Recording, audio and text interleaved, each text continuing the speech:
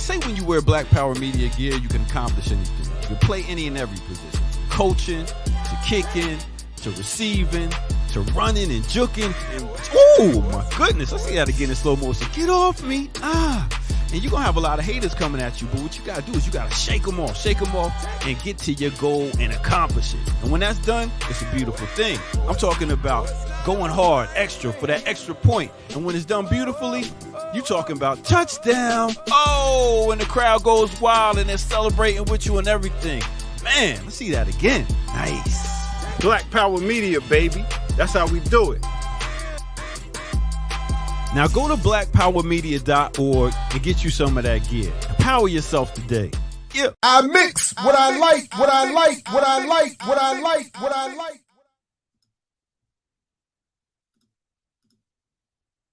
What's up, world? Welcome to another edition of I Mix What I Like right here, Black Power Media. Again, I'm Jared Ball. Very happy to be your host. Welcome everybody who's already here. Those who are filing in, welcome to you as well. To those who are going to see and hear this later, peace and welcome to you as well. I'm very excited. I got my black flag ready. I'm very excited to have this conversation with someone who I've only been newly introduced to, and I even like how that has happened, because that's exactly what I requested from both Josh and Aaliyah, who are in the process of their burgeoning and evolving careers and lives, offering a little bit of help and support to this program and to this platform.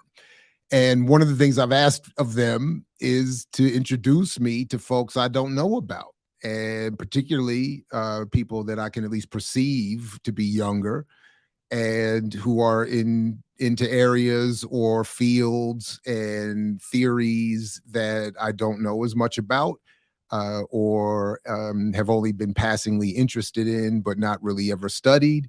And anarchism is one of them, particularly the African world's engagement with anarchism. And I don't even mean to put this on our next guest, because I don't know as much as I would like to and will eventually about them.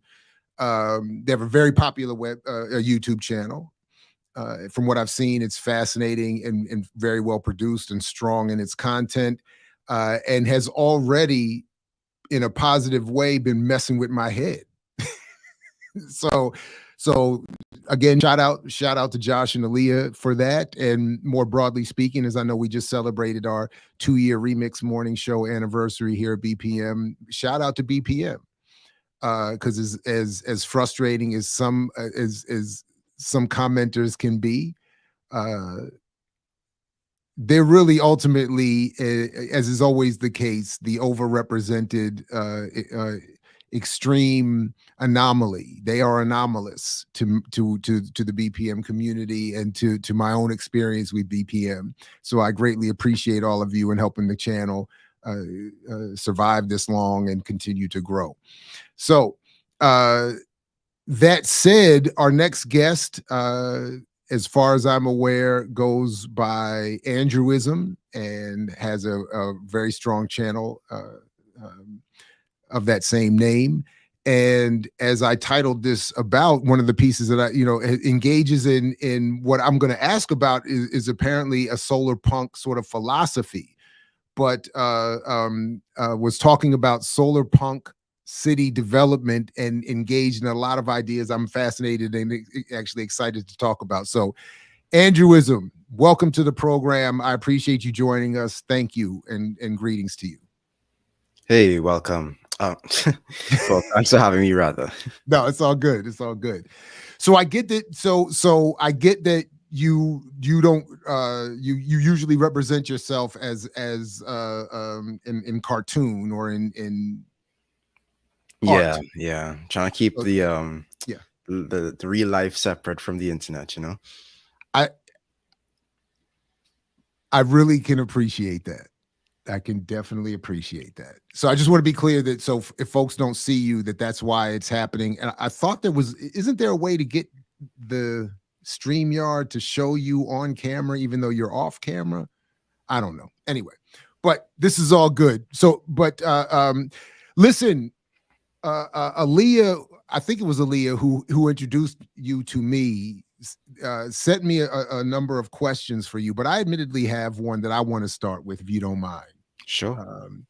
And then feel free to introduce or update or alert me and us to anything that that you would like us to know, and correct anything.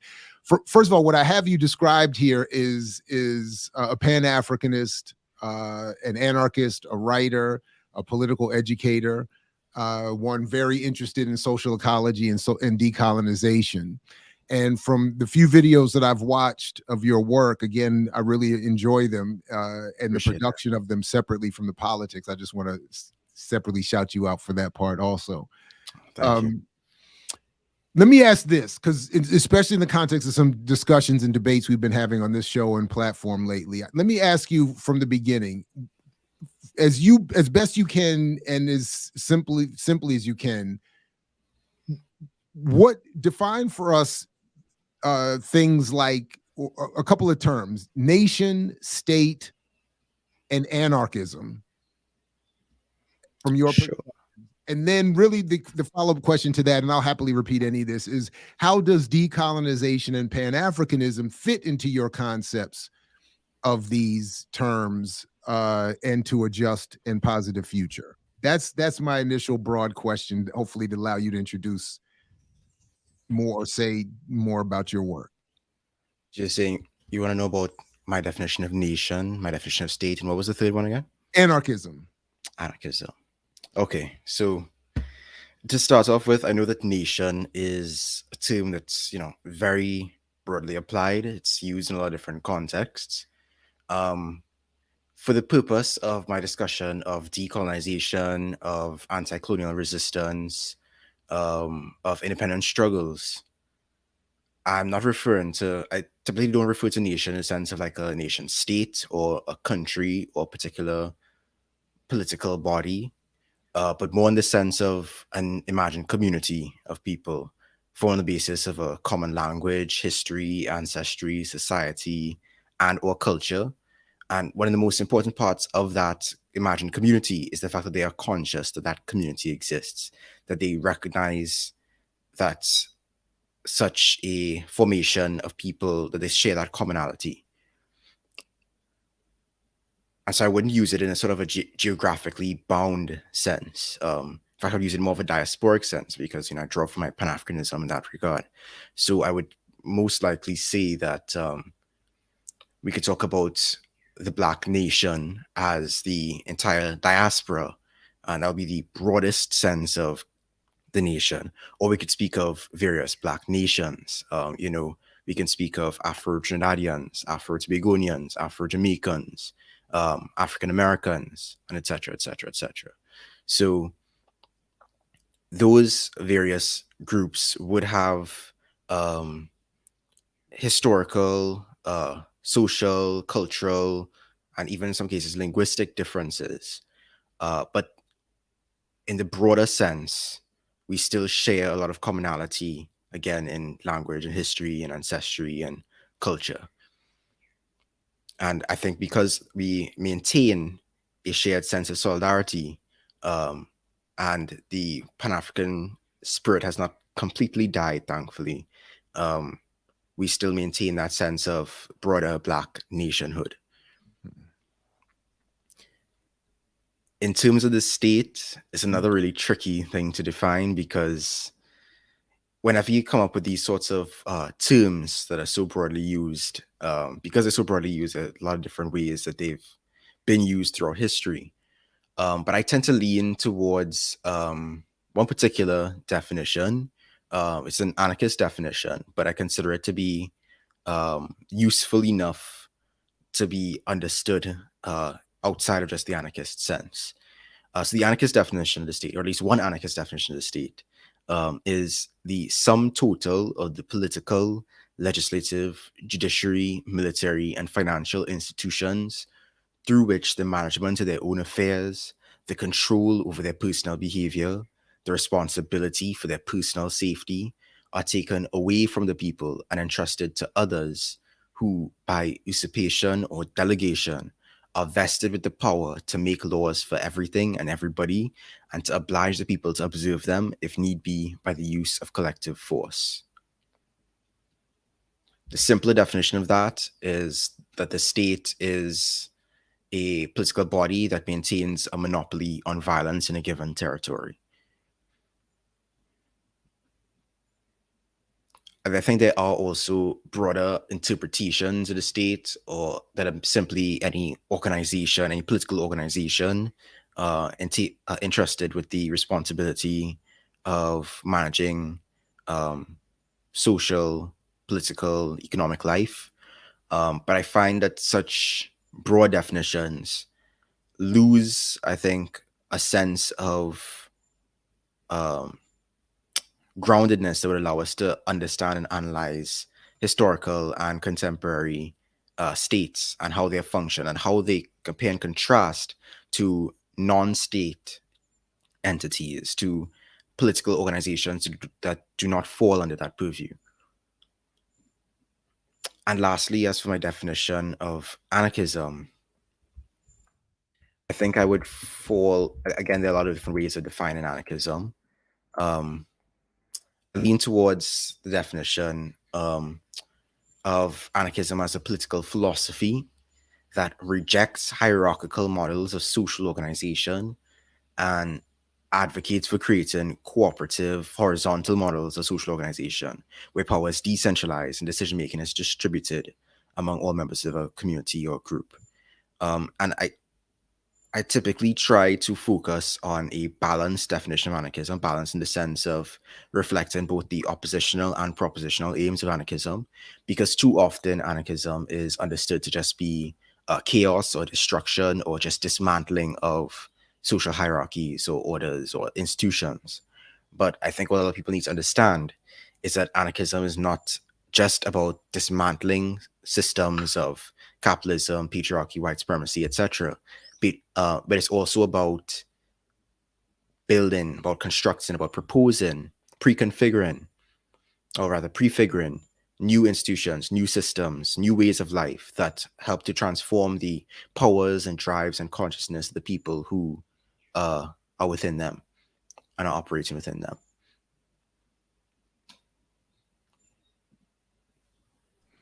Somebody told me you would, I was confident your answers would be just as they were, very clear, concise, and I appreciate that. And I just wanted to help for me and for those watching, get some clarity as to how you approach all of this. So I appreciate those responses. So then I did want to ask, so what little I've read of anarchism, and I admit I'm very new to it. I'm barely beyond novice. I can't help. This is what I was thinking in terms of when I was even just watching one of your I believe one of your more recent videos this morning.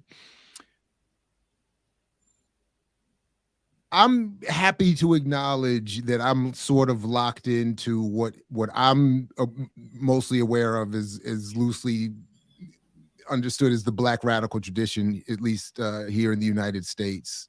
So I'm much more comfortable within variations of African-centered to Marxist, Leninist, materialist, socialist, radical, pan-Africanist, those anti-colonial, those kinds of politics. Right. So when I start reading or hearing discussions of anarchism, I honestly, admittedly, and I don't mean this to be dismissive or condescending. I mean this to admit my own limitations. That I hear what to me sounds like, it sounds good, but how does this actually work in a society? So, especially as and I can't wait to learn more following what you've laid out here and on your channel. So when I watch what you've done and others in talking about city planning, nation building, even the library economy, which I do want us to come back to, and all of this, like, for sure, I get stuck on this. But don't we need beholden however we want to describe it, leadership, helping guide all of this fairness and equality, and making sure there's no, I'm taking too much, you're not getting enough in society. I can't get past some of like, how does this actually work? So I have to imagine you've had to respond to that kind of question. So help me get to the next stage. Yeah. Does that make sense? Yeah. Anyway. Yeah, I understand what you're saying. I mean, there are a lot of angles I could take this from. For example, the mention of leadership, right? I think, and leadership is something that I have spent a lot of time thinking about in the context of anarchism, because for as long as I can remember, I have been described by my peers, by past teachers and guardians and whatever, as a natural born leader, right? From as long as I can remember, in church and stuff, people telling me, "Oh, you're the next preacher, the next pastor, the next prime minister, next this, that, and the other." And so I've had to confront that aspect of myself and look at how it can be compatible with the political philosophy that I have come into, right? Because obviously I wasn't always an anarchist. And I think the way I tend to look at things like leadership now is that while I believe that some people are naturally born leaders, they do have certain qualities that lend people to listen to what they have to say and to seek guidance from them. And I would never deny, and anarchists don't deny, that there are people with special expertise and people with skills. But I think the focus that we're trying to balance is between both individual and community. And I think that in that, if we are seeking the liberation of both individuals and communities and understanding that interrelatedness, I find that the forms of leadership that we've become accustomed to, they tend to more inhibit people's liberation potential, because of the way that our powers, drives, and consciousness work. And I'll have to sort of drill into that as a concept, right? So in discussions of prefigurative politics, which is the sort of anarchist method of organizing and establishing relationships, practices, institutions, infrastructure that reflect the future society we want to live in here and now. Part of that is recognizing that an egalitarian and free society, communism, socialism, it can only emerge from egalitarian and free organization. So when you maintain a hierarchical system of organization, that sort of system of organization will only replicate itself. It does not lend itself to people at the bottom of that hierarchy being able to self-manage. It becomes a self-perpetuating sort of cycle where because people have no other way of organizing than following the orders of someone else, then they will continue to follow the orders of someone else because they have no other way of organizing. And because they have no practice organizing anywhere else, they'll continue following, and so on and so forth.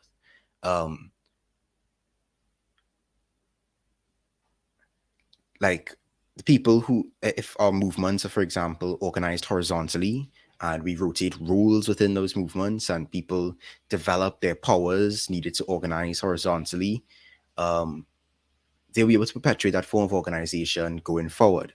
Whereas if the only way that they know how to organize is to follow the directives of others, they will only know how to follow those directives. And I think one of the things that anarchism tends to emphasize is about developing people's capacity for self-liberation. The idea that you cannot liberate someone, they need to be able to liberate themselves. And in developing a person's capacity to liberate themselves, you also inform their drive to liberate themselves. Um, the connection between our power to develop and appreciate free and equal social relations and our drive to establish them are deeply, interconnected. And the way that we help to develop our drives and the drives of people around us, the way we help to develop their powers is through consciousness. And that consciousness is something that develops organically in within certain material conditions. I mean, how people think and act will be determined by the conditions they are placed in, the history that they draw from. If a capitalist society incentivizes greedy, self-interested thinking and behavior, we can't be surprised if people behave in greedy and self-interested ways. Not to say that greed and self-interest are not part of the human experience, but they are not the only part of the human experience. And what traits and what elements of the human experience get brought out ultimately determined by the situation we find ourselves in. A society that incentivizes cooperative, pro-social thinking and behavior will reflect that incentive in people's behavior and organization. And so that should be the aim of revolutionary education. And so to bring it back to leadership, the idea, the form of leadership that I tend to lean on is not in the sense of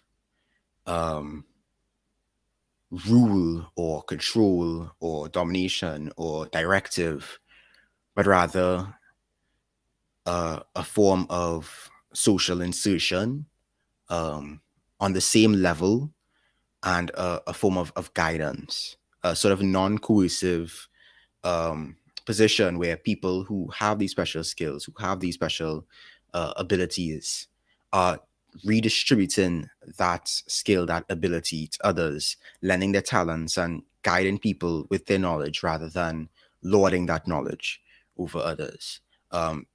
And through that process of helping to redistribute that power, the people around us are able to lead themselves, and it assists in the development of the kind of community that anarchists seek, the kind of society that anarchists seek, where people are inter-reliant while simultaneously autonomous.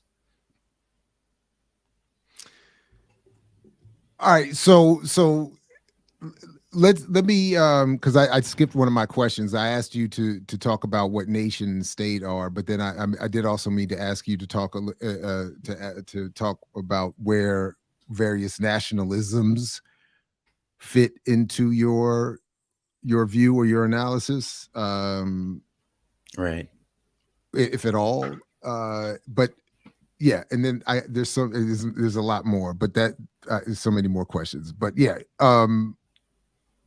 yeah, I could jump into that as please well. go ahead. Yeah. And that's another thing that I've grappled with, right? Because one of the more dominant trends within anarchism has been anti-nationalism.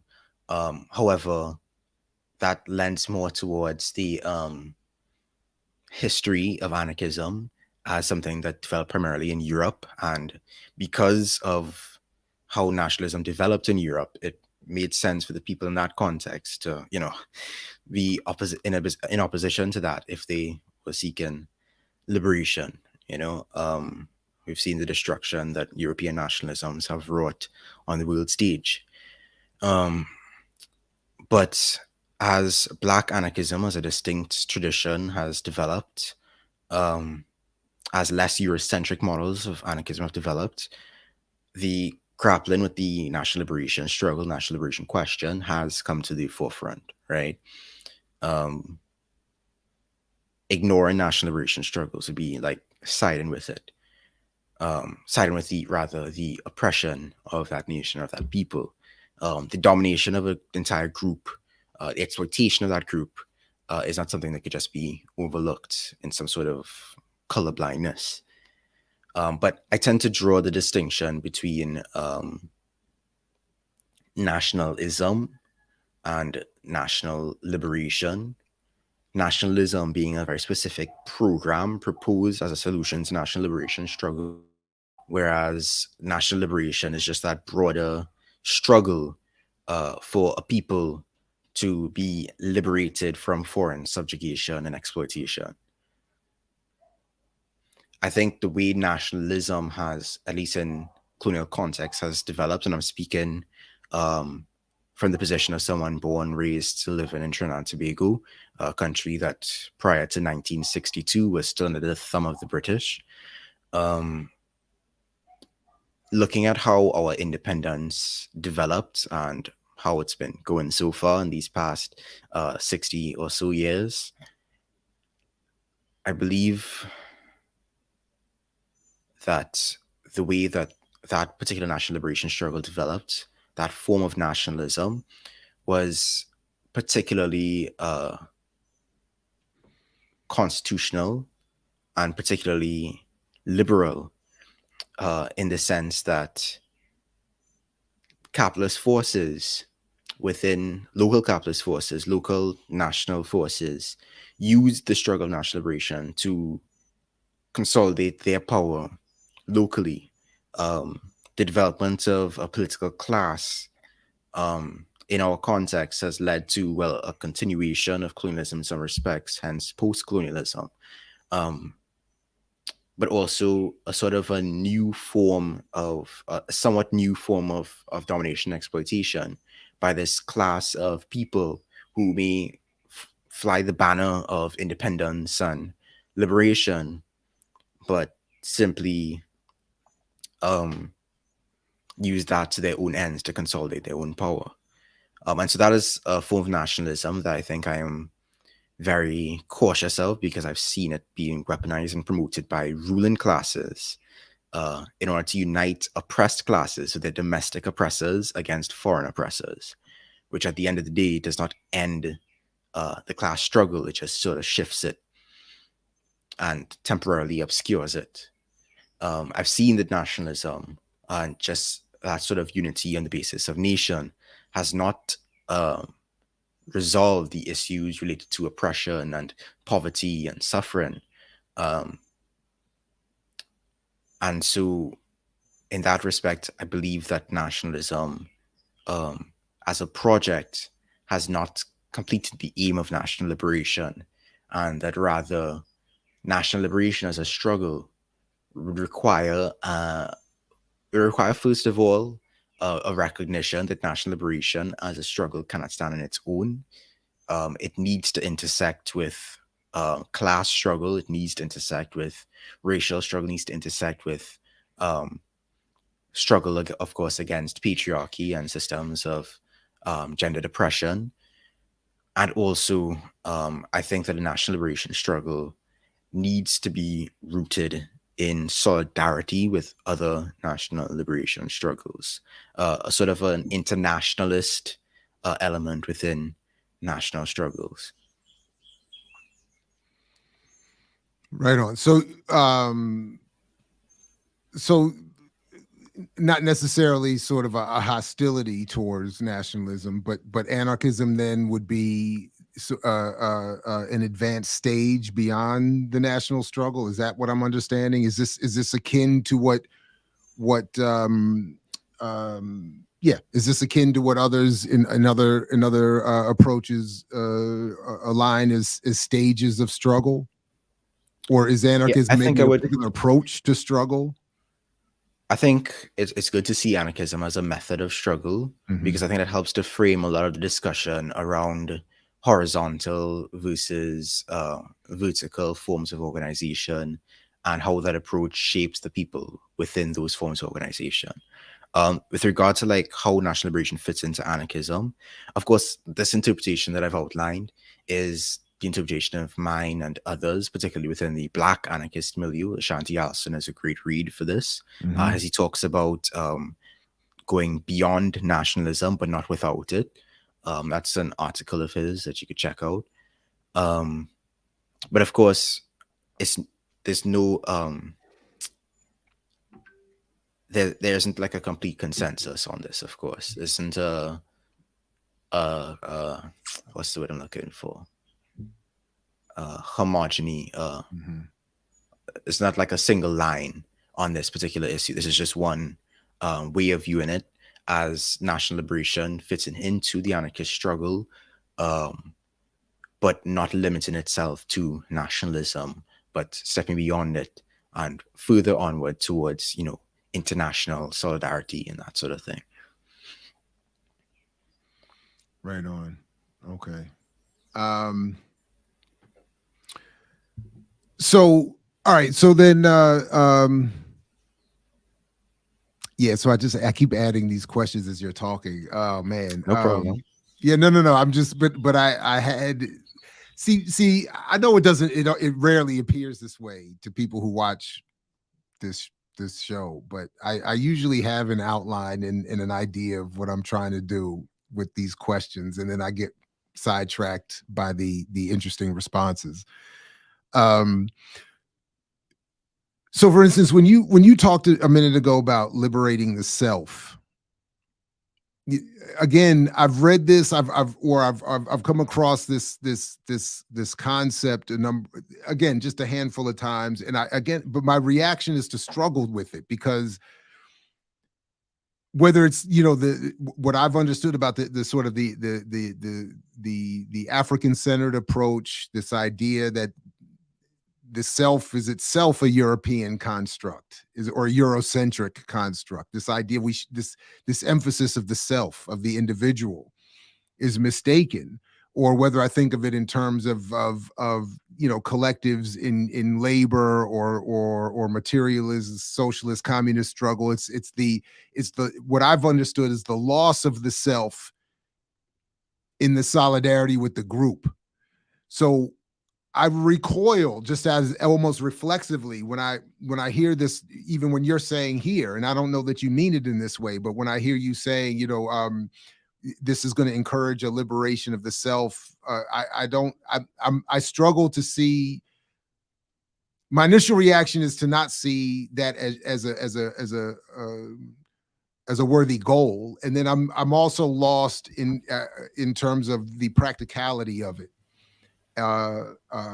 Because what does this actuated self do back for the collective would be my part of my concern. But so help me with that. I suppose in response to that, I would point out that I don't speak of liberation of the self outside of a context of liberation of a community.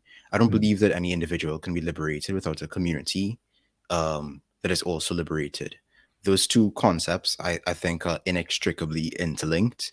It's just as I would say that a community where individuals are not self-actualized is not living up to the full liberatory potential of that community.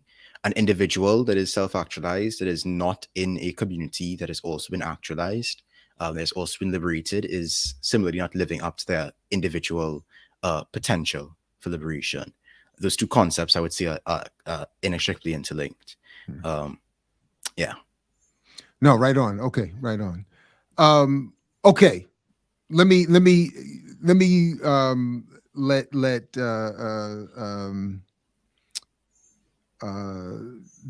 folks who helped put this together take over here a little bit and ask some of these questions, and then folks, if I'm not too in tune to the chat yet, but if you start to have questions, please preface it with maybe or at Black Power Media, or a question, something to alert me, and I'll come back to it and bring you all in ASAP. So if we took all of this conversation so far as a preamble of sorts, let's double back a little bit and let me ask some specifics to you, or more specifically to you. Like, what is Solarpunk, and the broad purpose, as you see it, of Andrewism as a channel? Okay. Well, I would say the elevator pitch definition of Solarpunk would really be a vision, an aesthetic. When people talk about, and this is, I guess, a personal thing, as I've continued along this path of discussing Solarpunk and that as a topic, in a sense, it is a movement in the sense that more and more people are adopting it and using it to advocate for various ideas. But I think, at least how it relates to me and how I relate to it, Solarpunk is sort of a aesthetic dressing on my principles. Like, my principles are decorated with Solarpunk. You know, like, my Solarpunk is like, I don't use Solarpunk as the basis for my politics. Solarpunk just happens to complement my existing politics, and I interpret Solarpunk in ways that complement my existing politics, which is why you'll find people who like into the Solarpunk space, but they're still very capitalist, or they're still very into that whole sphere. So I have to preface this by saying, for me and for the particular vision of Solarpunk that has gained a lot of popularity, at least in my corner of the internet, Solarpunk is a vision of a positive future, influenced by various architectural and artistic styles and aesthetics, and grounded in our existing world that emphasizes the need for environmental sustainability, autonomy, and social justice. It's derived somewhat from the whole cyberpunk genre, but it is more focused on the sort of connection between humanity, technology, and nature, how human issues, how ecological issues, and how technological issues will intersect, and how they can be, how they can work together to develop a more just, more egalitarian, and more sustainable world. So that was, again, that perfectly segues into another question I did want to raise. Like, so when I was watching, now I can't remember. I was moving too fast. I don't remember where it was. Maybe where I even got the cover, the art for this video. But you were talking about a vision of cities and architecture. Yes. What does your vision look like? This is all like beyond where I get when I do my thought game. I haven't studied any. Well, David Graeber. No, not David Graeber. That's I saw that mentioned in the chat. Whose work I think should be read, but absolutely. I'm thinking of the Marxist geographer. I did his whole Capital course online, and I can't now. White, beard, skinny, British, Marxist. You reference him in one of your videos. He had a course on Das Kapital that I took online. David Harvey, thank you. Good God, breaking ground. Thank you. God, it's so horrible. Anyway, but my point is, very few of the people that I've seen you reference, I'm familiar with. So when I do my thought,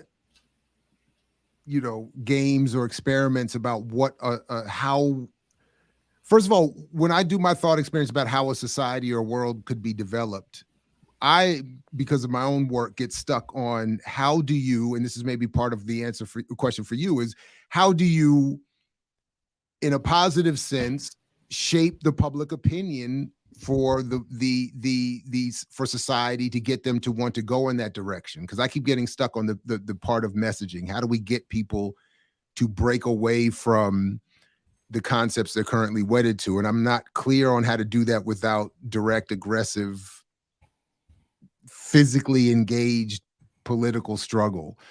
But so when I'm watching your videos, you're talking about these cities and the design, how architecture could be designed. This is all brand new to me, for the most part. So tell us a little bit, how does the world that you want to see, when you start doing your vision work, what does the world look like, and how does it practically get there, or how does it practically function? I think for me, I would look to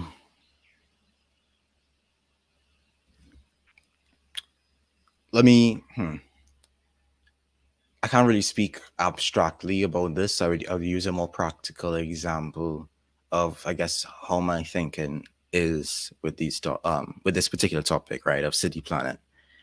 When I look at the capital city of Trinidad, it's a mess. It's not that large of a city, but it is very poorly organized, very poorly administered, and not really a good place to be. So if I were to apply a sort of a Solarpunk app, if I were to develop a Solarpunk application for that city, I would look to things like strengthening community organization. I would look to developing more spaces for sort of social interaction that don't involve, money and the use of money. I would look to develop in greater ecological resilience, sort of, for example, cooling methods, decreasing light pollution, That's the enclosing only certain thing I streets liked from about my car military experience. I'm sorry traffic. to interrupt. I just when Nah, you sure. mentioned it in one of your videos, and it made me think of it too. The only thing that I remember really, really, really appreciating about the Navy was being out in the middle of the ocean and really experiencing a world without light pollution. Like maybe when I was in Tanzania once, I got that same effect, but it's still like when you're really out in the middle of the ocean, it's so that was yeah. So I'm sorry, but I just wanted to highlight that point. I appreciated when I heard you mention it in one of your videos. Yeah. I mean, I up to this day, I still haven't seen like a perfect night sky, but I would like to, Oh man, it's truly amazing. It is. It's truly amazing. Anyway, sorry. Go ahead. Yeah. Yeah, especially, I started getting into like, sky, stargazing and that kind of thing, identifying, like Betelgeuse, Sun, Sirius, and so on and so forth. But let's not get sidetracked with that. I think, yeah, and I'm speaking primarily of like small tweaks and stuff. I think those tweaks would have to be rooted in sort of a broader system, a broader social revolution or a broader transition. Because as beautiful as some cities can be, I think that mere aesthetic changes will not be enough to really bring out the full potential of those spaces until political and social and economic changes have been made as well. And I don't know if this is the exact point you're making, but it did remind me that one of the points I remember you did make in one of your videos, one of the many that you've made that I watched, was that you do want people to move beyond symbolic imaginings of radical responses to what's going on.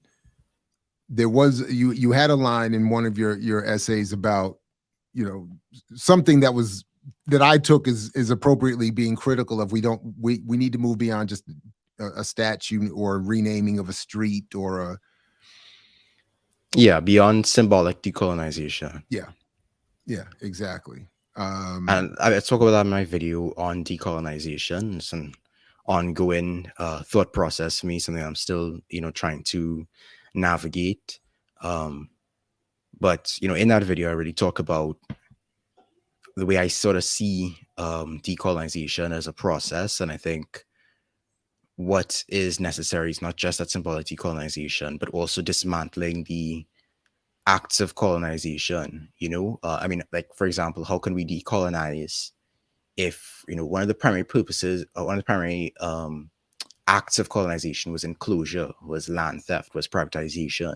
How do we decolonize if colonized people still do not have access to that land, still do not have access to commons, still do not have access to space for at least, if not the means of production, if you don't want to go that far, at least the basic means of subsistence? So going back to my reference and to my reference to your reference to David Harvey, this is one of the questions that came up for me, again, trying to somewhat be prepared for today, that and as more people bring or encourage we at BPM to engage African world anarchism,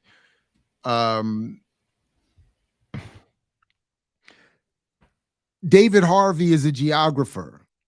There are socialist city planners. There are those in the African-centered world who are concerned also with city planning, urban development, agriculture, societal development. Where does anarchism improve upon all of those? In other words, I thought even when you were talking even just now of space, and if I remember correctly, I feel like I read at some point that the shopping mall here in the United that we made famous here in the U.S. has was intended to be mixed use and was invented by a socialist, specifically to encapsulate all of a community's market and labor, not labor, but market and shopping exchange into one area, so that the rest of the community could be open space and playgrounds and agriculture and whatever else. So again, so I'm just sort of thinking, what is the shortcoming in Black or African world engagement with socialism, or the African-centered variations and approaches to this, or some other form that anarchism is satisfying, is I guess what I'm asking. You mind repeating that question? Sorry. So in other words, because I know, a lot of your thought goes into what does a city look like? What does a society look like at a very practical level? And I was just saying that there are socialists who address this and African-centered thinkers who address this. So I'm just wondering, where does anarchism fill a void? Is really, because obviously I'm still too much of a novice, but my initial, for a variety of reasons and biases, is always like, I don't see why we need a new ism as opposed to improving upon or adding variation to what exists. Well, I think that's where we can talk about Black anarchism as a distinct tradition, because it isn't something that emerged out of anarchism, or rather it was partially emerged out of anarchism. But if you want to talk about improving upon or adding to what already exists, Black anarchism as a tradition developed out of the Black radical tradition, developed out of the rank and file membership of the Black Panther Party and their experiences in that party and within the Black Liberation Army, and their experiences with the imprisonment and incarceration, and how their political perspectives changed and shifted with those experiences. No, I appreciate that. So by the way, we unfortunately, you and I didn't get a chance to build before this. So let me just time check with you. How are you doing for time? We're about 50 minutes in. I'm good so far. Okay. I think my ultimate cap is about 2 hours. Yeah, me too. By about like an hour and a half, my mind starts drifting. No, yeah. No, right on. I'm with you. And I actually have a class, so but I just wanted to make sure, as I try to time, what I'm going to do is let me be slightly less selfish, and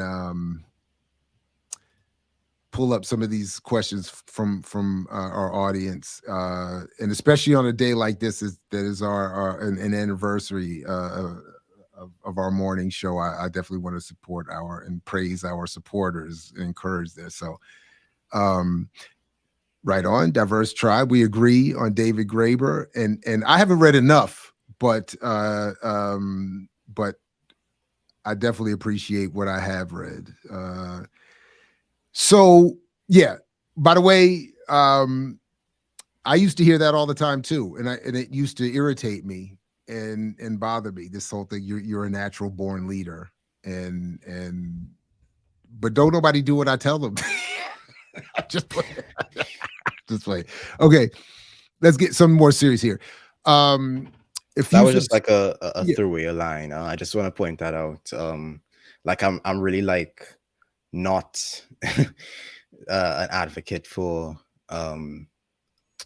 this sort of, I guess, interpretation of leadership that lends itself to No, I get you. that sort of great man theory. And in fact, I have a whole video on that. If folks want to check that out. No, yeah, but I think if there's a positive to take away from it, and I think you do exemplify this, is from again what little I've seen in your work, is that you however we want to conceive of leader, that you have a skill at conveying ideas in a moving and compelling way. So, you know, maybe that could have been maybe that's what they meant under the euphemism of leader. But either way, I think, you know, you seem to be demonstrating it. So Effusive Stoic says anarchism deals with post-revolutionary issues. They'll never build or change anything. They'll never be able to organize to resist counter-revolutionary movements. Does this make sense to you? And if not, why not? It makes sense to me in the sense that the person does not understand anarchism. Mm-hmm.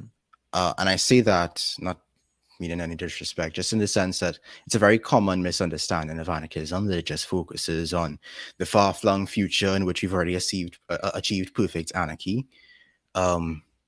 Whereas one of the more common interpretations and approaches of anarchism is rather on anarchism as a method.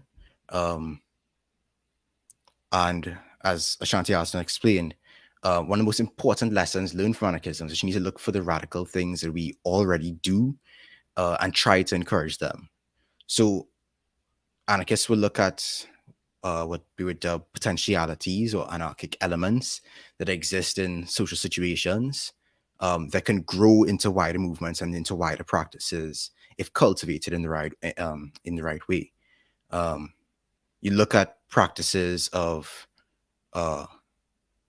horizontal organization or egalitarian organization, and you say, okay, how can this be extrapolated? How this can be expanded? How can this practice be honed and developed? What systems can be used and experiment with? And through that experimentation, we could find out what works and what doesn't. You may learn that in certain situations, consensus as a decision-making method is not necessary. Right? Whereas in other cases, it absolutely is. You may learn in certain situations where you will want to undergo the process of, transformative justice when harm has been conducted within a movement or an organization. And in other cases, you may realize that, drawn from your previous experience, you would say, okay, so last time we undertook the process of transformative justice, it took a really long time. It took a lot of time and resources. It was very emotionally strenuous, and it also re-traumatized the victim. And so in this particular case, because of the severity of this action, we're not going to bother with this transformative justice process. We're going to go the route of expulsion, for example. And of course, that's an extreme example. But really, the practice of anarchism as a method in the here and now, in the process of prefigurative politics, is figuring out what works in alignment with our basic values, our basic principles of autonomy and voluntary association and mutual aid and direct action and that sort of thing. Right on. Thank you for that. Let me back up this. Wait a minute. Where did it go? Oh, here we go. Thank you, Sounds of Sane Elsewhere. For people interested in reading more about anarchist perspectives on urban planning, check out Anarcho-Syndicalism and Principles of Urban Planning by Scott Rittenhouse. Thank you again, Sounds of Sane Elsewhere. Any thoughts on this particular work? Do you know it? Are you familiar with it? I haven't read it, no. Okay. Right on. I did read Limits of the City by Bookchin for in preparation for my video on Solarpunk city planning. That was pretty solid. If you want to check that out. Say the name again. The Limits of the City by Murray Bookchin. Right on. Thank you. Ryan Newton says these are the conversations that we should be having. What does winning look like? What kind of world are we trying to build, and why is it better than our present condition? Specific to that, say what you want in response if you have anything else to say about it. But I would want to add something specific about how architecture you think should be engaged for a more humane and sustainable city. Like, is there, can you say a word about that and or anything else that you'd like to in response to Ryan's comment here? Yeah.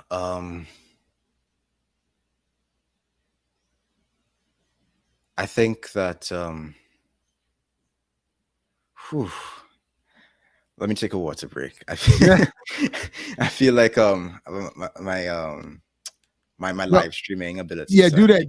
Go ahead. Take a water break. And while you do that, I'm going to remind folks to go ahead and support the channel, like, share, subscribe. If you can't support financially via Patreon or buying merch through blackpowermedia.org, you can simply like, and again, like, share, and subscribe to the channel, share the videos, like the videos, comment on the videos. Even those of you who love these anti-Jared, like some of these viciously anti-Jared, hostile, like you want to let all of your childhood trauma out in the comments on Jared, go ahead and do it. That helps also the channel. So if you don't even have to like it if you want to, support what you don't like. You can do that as well.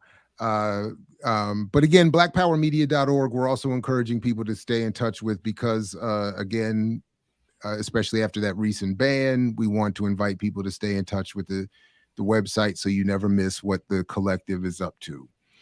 All right. That said, appreciate you, Andrewism, for allowing us the promo break and for you to get water. Sure. And if you're ready to endeavor. Yeah, sure. You want to repeat the question again? So yeah, let me see if I can do one better and pull it up here.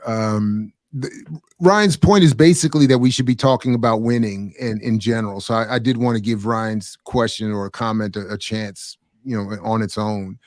To be considered. What does winning look like? What kind of world are we trying to build that is better than our present condition? And within that, I was asking specifically about, because you've talked about this in a couple of your videos and some of the links I've followed in trying to follow up a little bit, talk specifically about architecture and the way housing even should be created. I took a graphic for the cover of this video that is suggestive of almost like, I don't know, looks like, what is it, Andorra in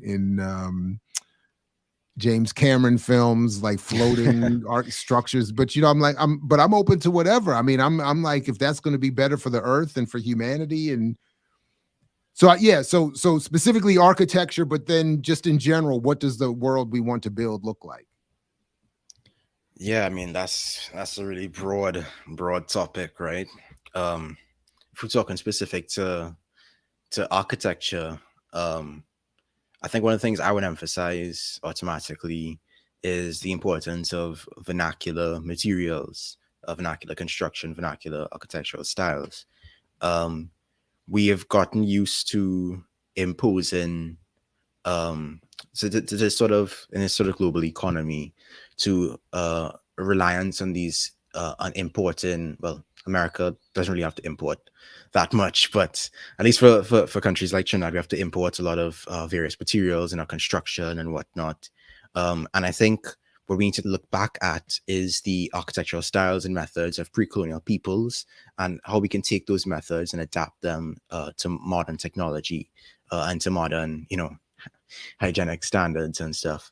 But that's just one example. The focus of what a world can look like will involve, of course, a lot of looking into the future and looking into present technologies. But I think that particular concept would point to, there are still lessons we can learn from the past that can shape and inform our future for the better. Right on.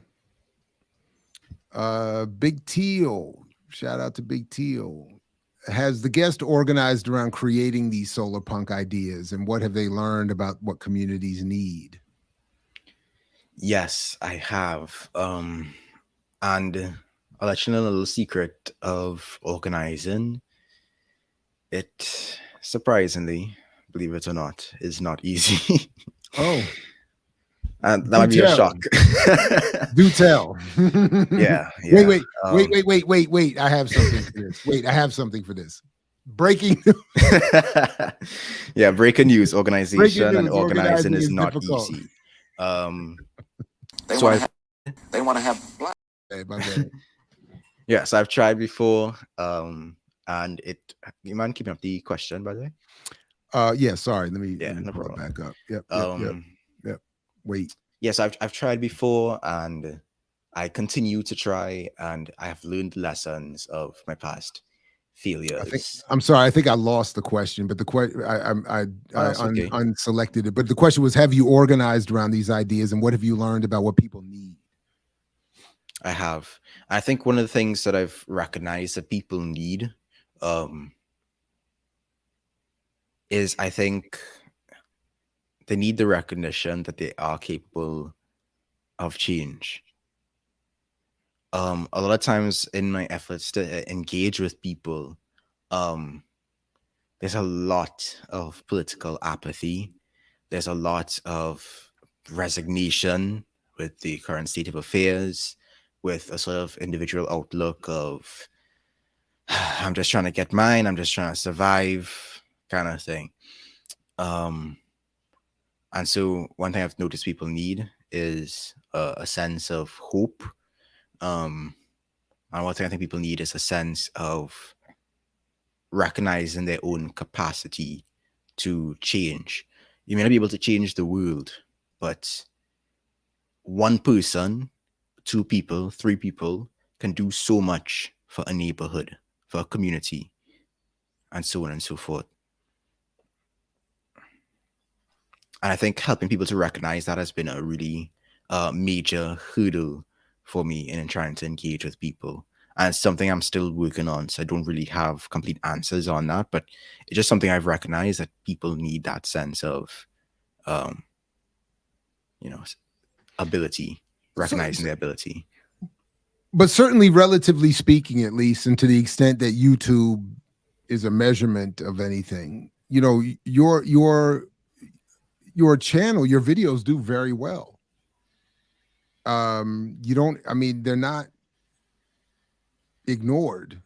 Right. Yeah. So what, I guess I was speaking more in the context of like my local organizing, like my offline stuff, But in other words, so you have not. So in other words, you've been somewhat successful in finding at least a enough-minded audience. Yeah. So in the online sphere, in terms of reaching people, convincing people, motivating people to organize, because of how algorithms work, we kind of self-sort, and so this corner of the internet, you tend to find people who are more engaged. But trying to approach that real life, that wider world, can be very difficult. Yeah, because I'm not like some publicly facing person. I'm just a regular guy in my day-to-day life, so it's not like I'm trying to leverage. You're a cartoon image. Yeah, exactly. So it's not like I can leverage audience for local activism. Well, I was about to say I don't think many others on here can either, whether they're on camera or not. And I'm starting to become more cynical as to people's interest in actually doing that, whether they're on camera or not. So anyway, I appreciate, again, breaking news. Anyway. So I appreciate that also.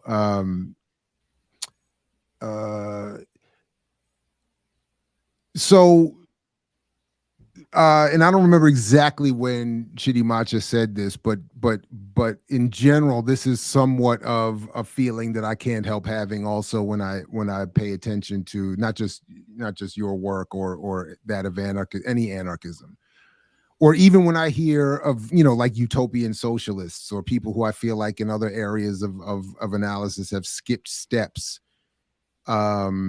So the question here is, how do we undo the mental condition that capitalism and white supremacy has wrought? That would be the first thing that needs to happen before we have the capacity to get here, and by here, I'm assuming Chidi Macha means, to this more egalitarian arrangement of life. But just in general, I don't know if this is enough for you to respond to, but even in terms of what I've added about the idealistic feeling that I certainly feel compelled to respond with when again hearing certain forms of descriptions of anarchism, or as I said, utopian socialism, or even I had to apologize to the brother. I mean, a huge argument years ago. I always kind of regretted actually my behavior, but this huge argument with this African-centered brother. My analysis, I think, was right, but I think my behavior could have been improved. But my point was, you keep skipping steps when you talk about this African utopia that I kept accusing him of describing. Like, so as we build this, for instance, with him, I was saying, when African people start to upset the political economy by withdrawing, for instance, as he was saying we would do, from participating in the illicit drug economy or any other activity that would give license for them to lock us up, I was saying, well, once we started doing that, they would find other reasons to lock us up. That's a fundamental core of the political economy. They can't afford to not have that happen. So this idea that, so in other words, for him, it was, where's the confrontation? What about the confrontation? But for you, and anyway, the question's here. Go ahead. And I'm going to stop rambling. Yeah, sure. So I think in order to most adequately respond to this, I have to return to the concept of powers, drives, and consciousness, right? I kind of sort of glossed over it earlier, but I think I'll take a bit more explanation.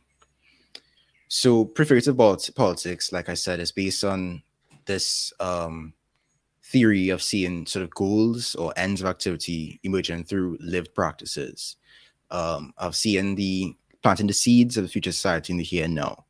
So we see in social relations, we see in institutions, and we build in those, and our activities are what produce and reproduce those. And so development of people's powers and capacities, of their drives, their wants and their needs, and of their consciousness can only really make sense through an understanding of the practical praxis, they're part of and they emerge through. So when you're talking about, undoing the mental condition that capitalism and white supremacy has wrought, and you speak about it as if it's something that needs to happen before we can do anything else. It is in doing what we have to do that those things are dismantled, that those conditions are undone. Our powers, rather, I could just skip ahead to consciousness, the order of which is kind of important. But our consciousness, our activities, defined by our consciousness. And so because our consciousness is plastic, it's capable of change, it allows us to respond to changes in our environment and to change in our environment in response to changes in ourselves. So the power of consciousness can help us alter our activities, and then our activities will help to alter our consciousness. If we were to, for example, how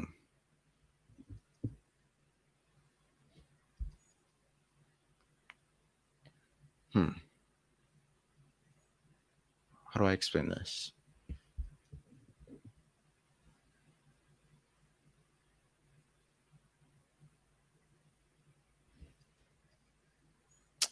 I'll try and summarize it like this.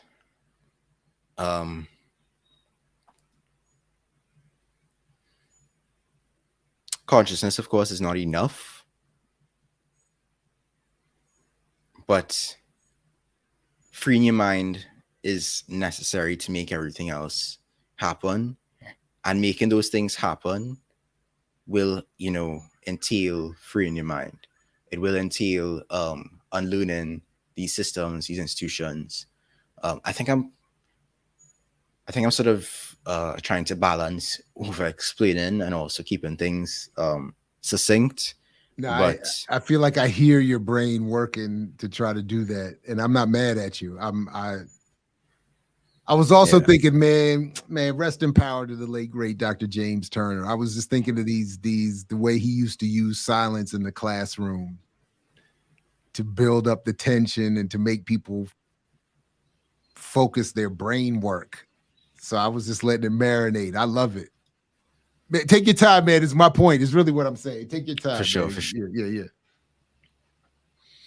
I love it. I love all of this. This is great.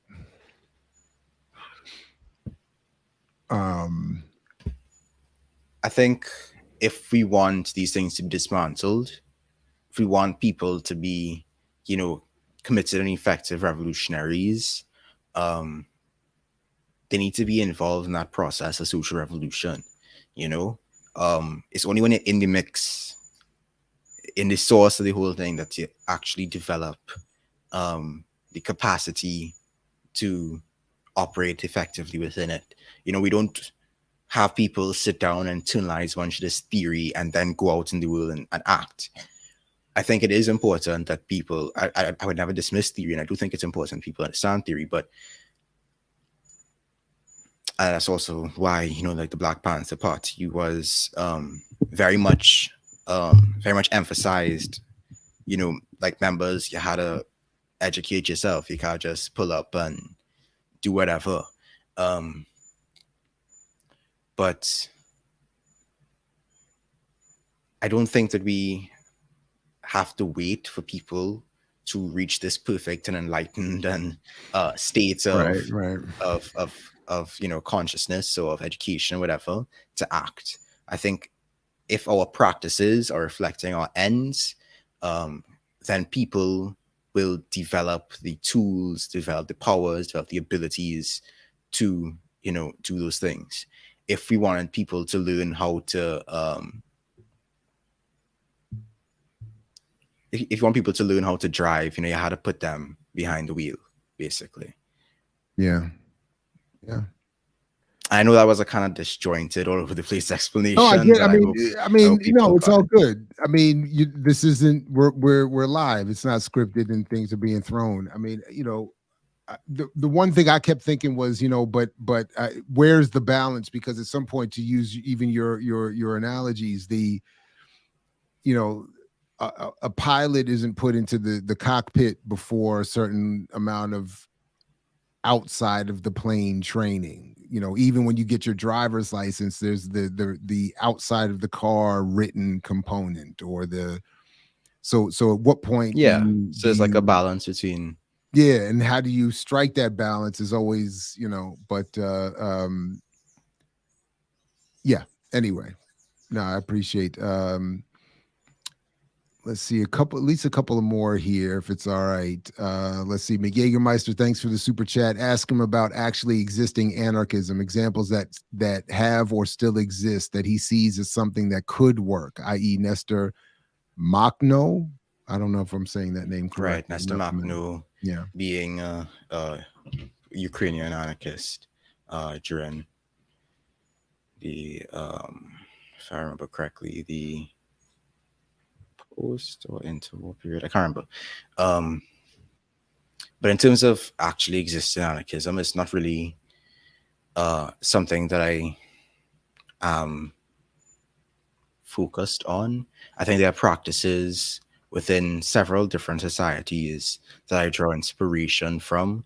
But the idea that there's this like singular anarchism, or this sort of ideal form of anarchism that I'm trying to establish or replicate, Such a thing doesn't exist yet. I can look at, for example, the Zapatistas, who are not anarchists, and will tell you they're not anarchists. Although the context in which that statement was made can be lost sometimes, but they're not anarchist. However, they have popular assemblies of upwards of 500 families in which everyone over the age of 12 has a say in the organization of their community. And there are elements of that society that I admire, that I would see as, great inspirations, and others that I would not, things that I'm not a big fan of, though I may understand the context which they develop. And the same goes for a lot of political experiments and projects around the world. I may not be like a Marxist-Leninist, but I mean, Cuba is still, a neighboring country. There's still, I know people who are Cuban. I know Cubans, and they're my dogs. And so there's a lot of inspirations to draw from. I wouldn't have anything to point to in terms of quote unquote actually existing anarchism, because that concept is not something that I would say exists. But there are practices described as anarchic that I draw inspiration from around the world. All right on. Shout out to ZZ Lion Dad, almost single-handedly keeping BPM financially afloat. Thank you, buddy. Peace. What role? Trini to the bone. Let me not leave that part out. Peace. Trini to the bone. Shout out. And I wasn't sure. Honestly, I didn't ask you specifically about your accent or what I perceive as an accent and where you're from, because I was, I wasn't sure what level of anonymity you wanted to maintain here. But I have visited the beautiful island. Oh, serious. I thank you all for giving us Kwame Ture. And I will say the don't forget CLR James. CLR James, no disrespect. No disrespect. I admit my biases, but no disrespect, no question. And I'm sure there's many other greats. So I don't mean to disrespect. I will also say, stereotypically, all of the Trinis, I have not met one Trini I have had a bad experience with. So I don't know whatever the stereotype is, whatever. I love my experience with Trinis has always been flawless. So I appreciate that as well. But anyway, what role does the state play in anarchism? I can see a small pockets. How would you protect the community from foreign adversaries? I'm late. I don't know if this has been answered. I don't think it has been, but so what role does the state play in anarchism, and how is the community protected in that worldview, in that politic? Yeah, so earlier I defined anarchism as sort of a combination of opposition and proposition, of opposing hierarchical authority, and proposing and developing and creating institutions and systems and relationships and practices of horizontal and egalitarian organization. One of the forms of hierarchical society or hierarchical authority that anarchists have consistently opposed has been the state. So as for the role of the state in the sort of anarchist political philosophy, it is as an antagonist. The reasons for which are, of course, multifold, and I sort of got into some of them. Hold on, I'm lagging a bit. You hearing me? Hello?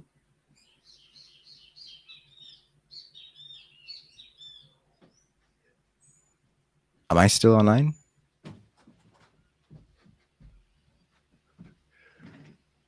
Okay, I think I am.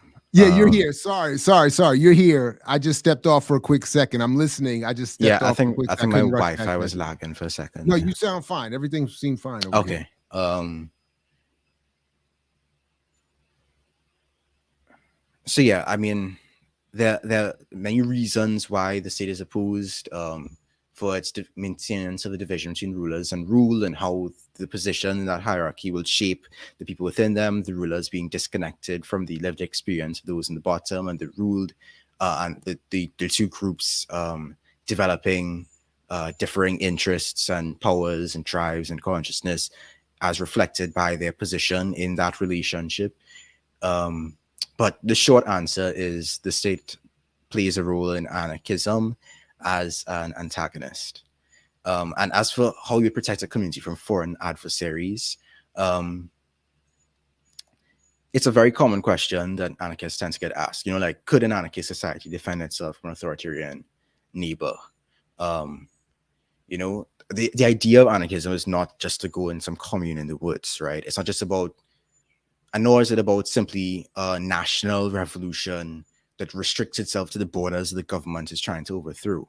The idea of anarchism is to abolish systems of domination worldwide. But obviously, in that process, social revolution being ongoing, even here now, like, revolution as an anarchist conception is not something that we look to the future as something that will occur. It is something that's going on now through various practices and processes. And I have a video on revolution that you could check out on my channel where I get into this a bit more. But the idea is that, you know, because of the ongoing nature of social revolution, some areas will liberate themselves before others. And an anarchist society will obviously not be safe from an authoritarian neighbor because of the imperialist nature of the state, the imperialist nature of capitalism.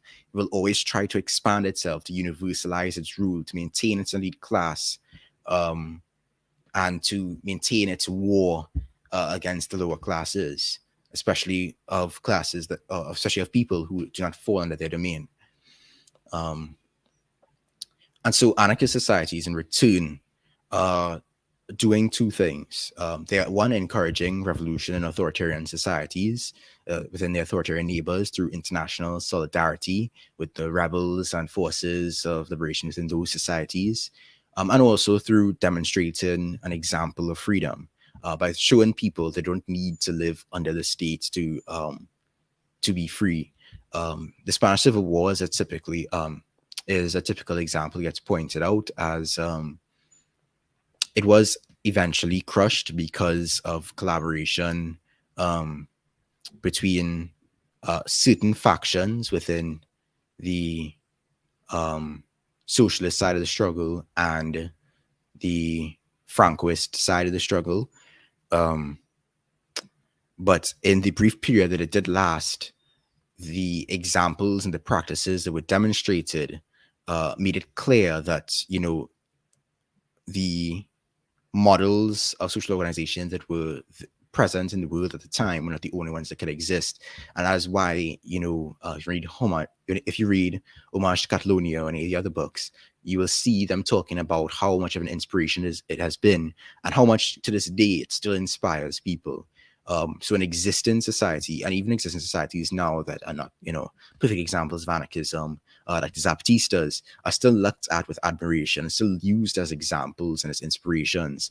In international solidarity, you see the Zapatistas often send delegates to people of other struggles so they can share their ideas, they can share their practices.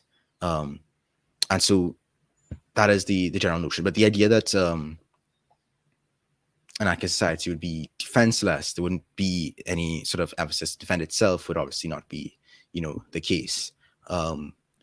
In today's world, in the way that warfare works today, guerrilla warfare continues to be a very effective method of defense from invasion and from incursion. Of course, there are a lot of other factors at play. The forces invading, the geography, the terrain, the level of urbanization, the level of technological development, etc. We're not still, you know, back in the world wars. But there is still potential for defense, even if the enemy that you're defending yourself against is more powerful. And yeah, so that's my sort of short response to that. It is something that anarchists grapple with and discuss quite frequently. It's not a closed conversation. So you could probably check out some readings on that as well. Yeah, no, right on. I also, whether I'm, by bias in agreement or not, I don't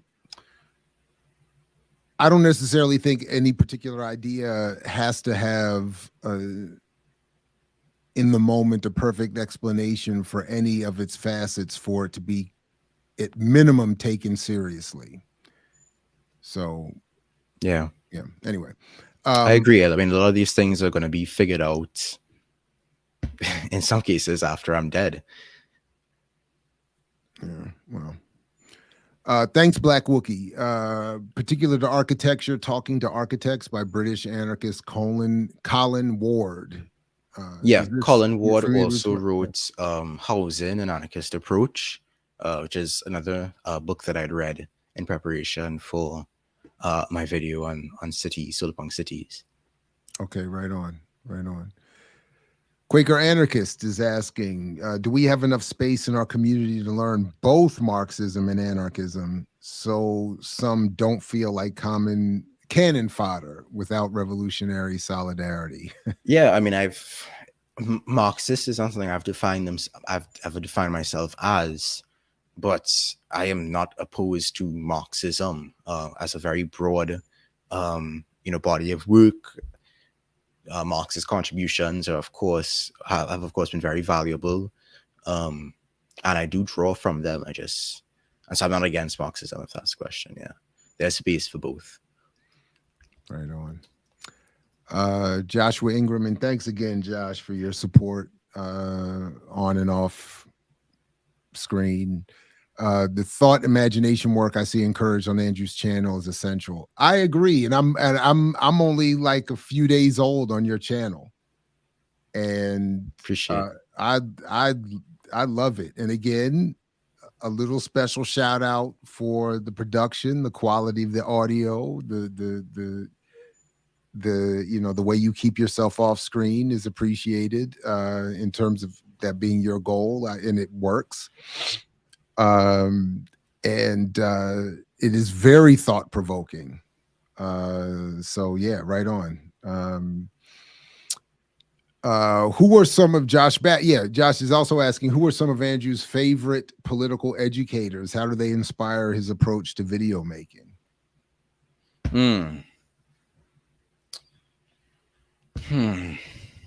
Favorite political educators.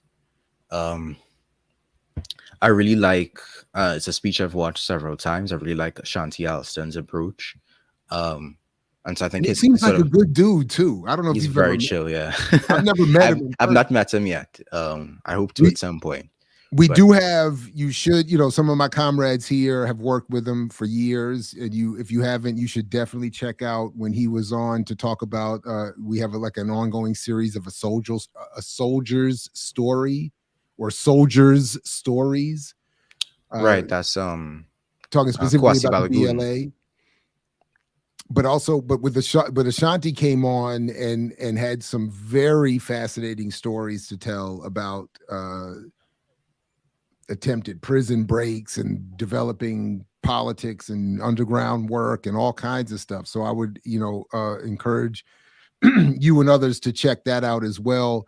But I just wanted to shout him out just in general because he just seems like and of course, the late Sophia Bakari is somebody we're constantly talking about and inspired by here.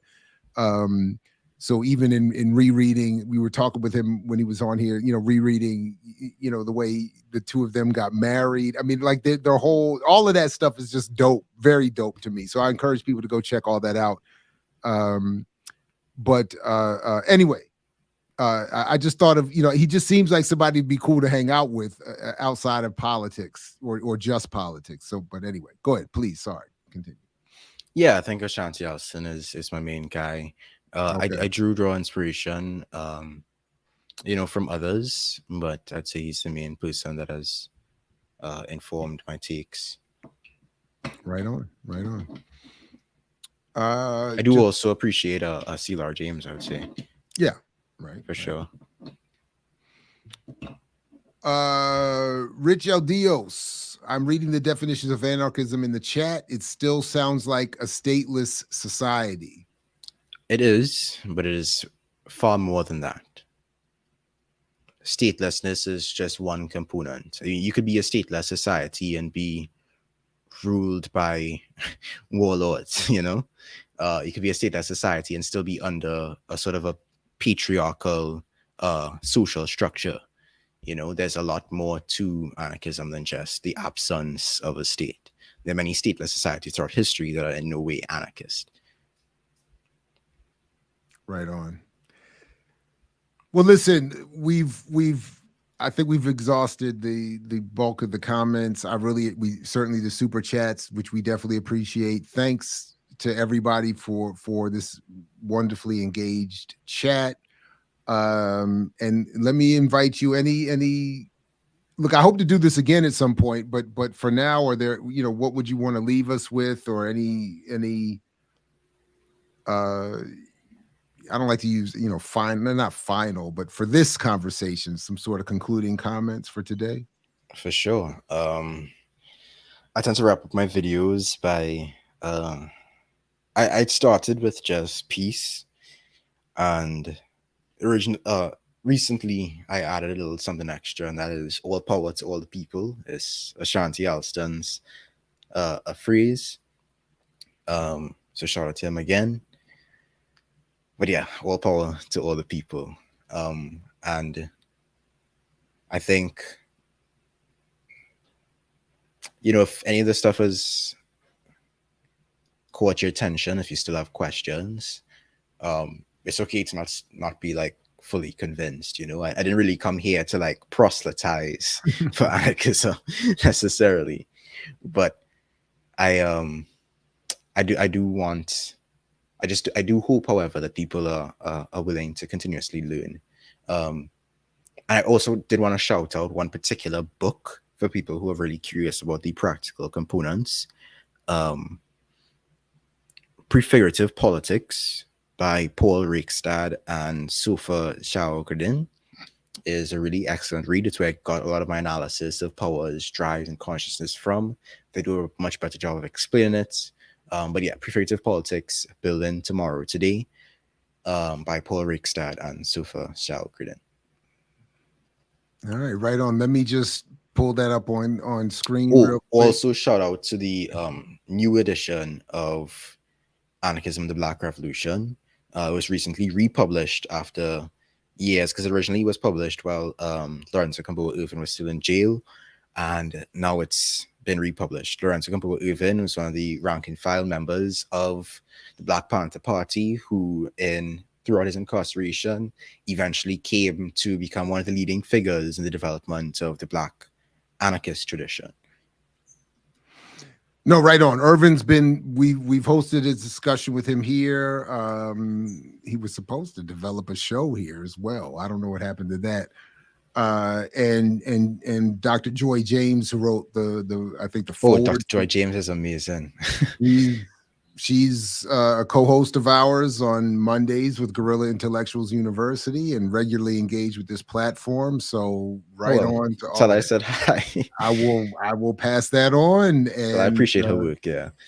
Yeah. It's who could not appreciate her work? It would be foolish not to appreciate her work. So, listen, it was great to meet with you, build with you. This is fantastic. And even more importantly, I'm very happy to have been introduced to your channel, and I look forward to that going forward. So thank you very much for coming on. Big shout out to Josh and Aaliyah for putting this together, and to the remixers for coming through and joining us here live, and those who will join us later.